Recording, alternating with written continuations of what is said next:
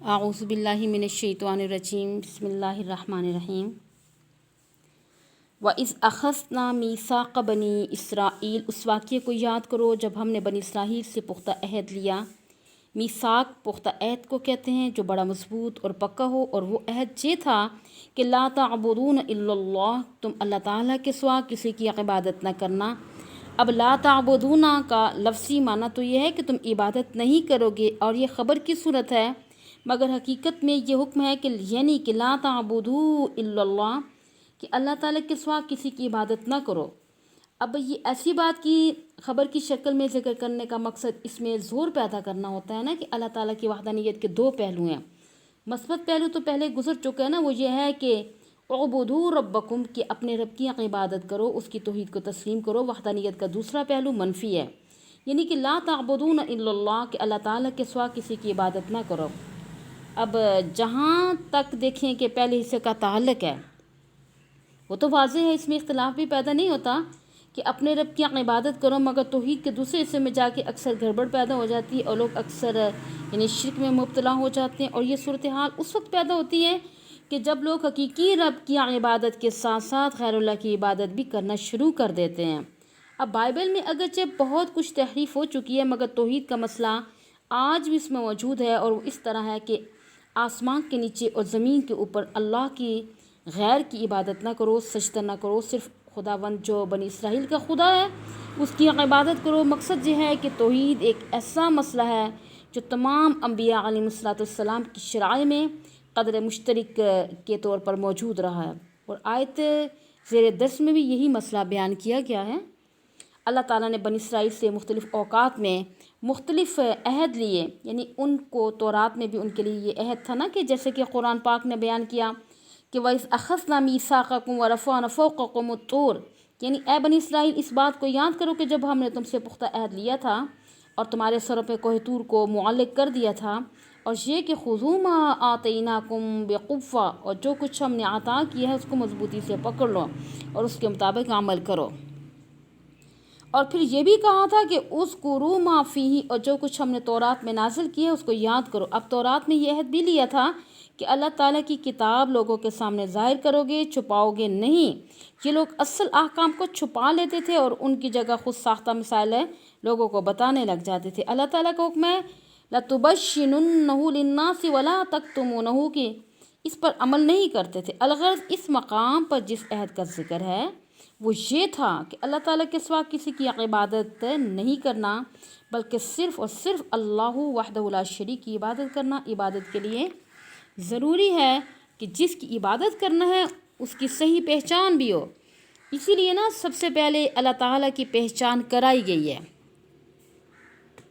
الحمدللہ رب العالمین الرحمن الرحیم مالک یوم الدین، یہ سب اللہ تعالیٰ کی پہچان ہی تو ہے، یعنی رب وہ ہے جو ان صفات کا مالک ہے۔ الذی خلقکم والذین من قبلکم، وہی تمہارا بھی خالق ہے اور تم سے پہلے آنے والوں کا بھی وہی مالک ہے۔ اب اس کے ساتھ ساتھ اللہ تعالیٰ کی مخصوص صفات کا جاننا بھی ضروری ہے۔ مثلا اللہ تعالیٰ علم محیط کا مالک ہے، اسے ذرے ذرے کا علم ہے۔ انہ بکل شیء محیط، یعنی اس صفت کی پہچان ہوگی تو توحید سمجھ میں آ جائے گی۔ اسی طرح قادر مطلق ہونا بھی اللہ تعالیٰ کی صفات خاصہ میں سے ہے۔ ان اللہ علی کل شیء قدیر، و قادر مطلق ہے، جو چاہے کرتا ہے، اس کو کوئی روکنے والا نہیں ہے۔ اللہ تعالیٰ کی ایک بہت بڑی صفت یہ ہے کہ وہ واجب الوجود ہے، اس کا وجود اپنی ذات سے ہے، باقی تمام چیزوں کا وجود مستعار ہے، یعنی اللہ تعالیٰ کا دیا ہوا ہے، وہ خالق ہے۔ کسی چیز کا حکم دینا یا کسی چیز سے منع کرنا بھی اس کی صفت ہے۔ جی اس کے علاوہ ان چیزوں کی بھی پہچان ضروری ہے نا کہ جن کا اطلاق اللہ تعالیٰ پر جائز نہیں۔ مثلا اللہ تعالیٰ عاجزی اور جہالت سے پاک ہے۔ رافضیوں کا عقیدہ بالکل باطل ہے جو کہتے ہیں نا کہ اللہ تعالیٰ کی یعنی کہ اس کا وہ پہلے وہ کام کر لیتا ہے اور بعد میں پتہ چلتا ہے نعوذ باللہ، اور یہ کام نہیں کرنا چاہیے تھا۔ یعنی کہ جس طرح یہودیوں کا باطل عقیدہ ہے نا کہ بعض کام کر کے اللہ تعالیٰ نادم ہوتا ہے۔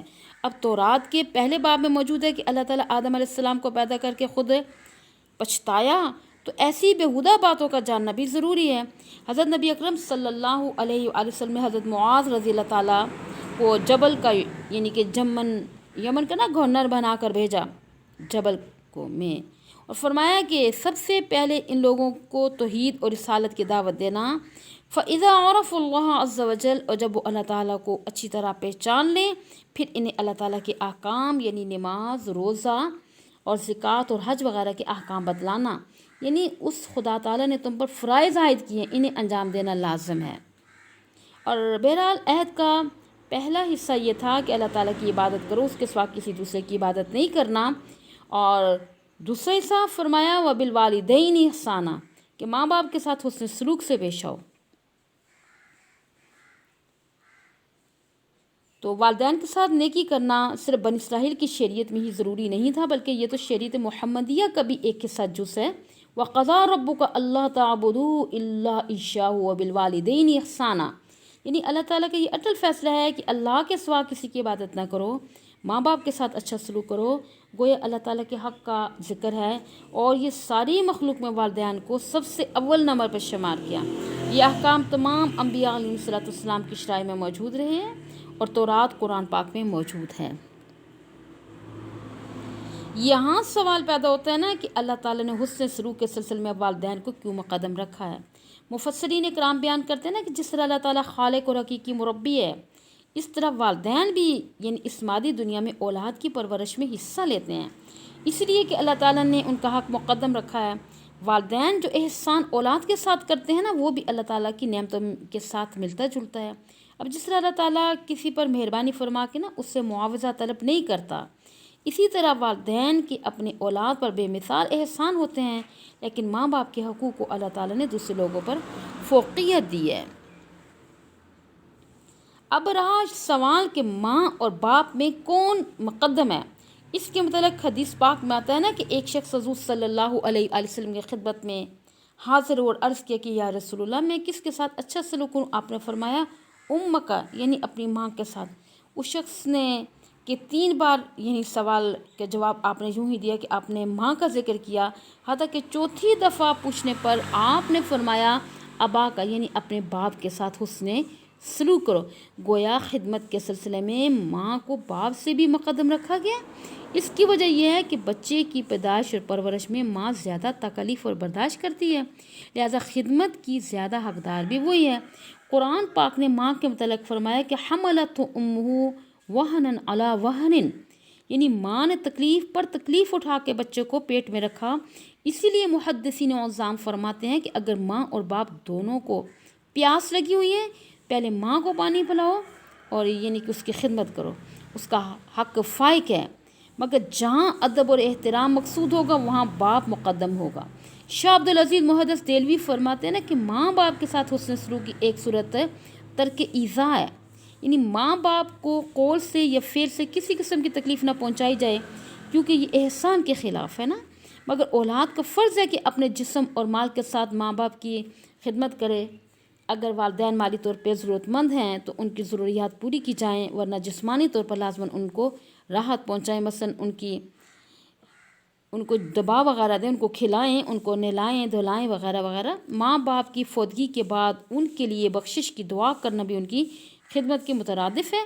ان کے لیے استغفار کرو، صدقہ خیرات کرو، تاکہ ان کے لیے آخرت میں راحت کا سبب بنے. حضور صلی اللہ علیہ وآلہ وسلم کا ارشاد ہے کہ اگر ماں باپ نے کوئی وصیت کی ہے تو اولاد کو چاہیے کہ اسے پوری کریں، حتیٰ کہ ماں باپ کے دوستوں کے ساتھ حسن سلوک بھی ماں باپ کے ساتھ حسن سلوک سمجھا جائے گا. اب مسلم اور ترمذی شریف کی روایت میں آتا ہے کہ حضرت عبداللہ بن عمر رضی اللہ تعالیٰ گدھے پہ سوار کہیں جا رہے تھے. راستے میں ایک بدو ملا اور آپ نے اپنا گدھا اس بدو کو دے دیا، اور آپ کے سر پر پگڑی تھی اور وہ بھی بدو کے سر پر رکھ دی. ساتھیوں نے عرض کیا کہ حضرت آپ کے پاس یہی ایک گدھا تھا جو سواری کے کام آتا تھا، مگر آپ نے اس دیہاتی کو دے دیا.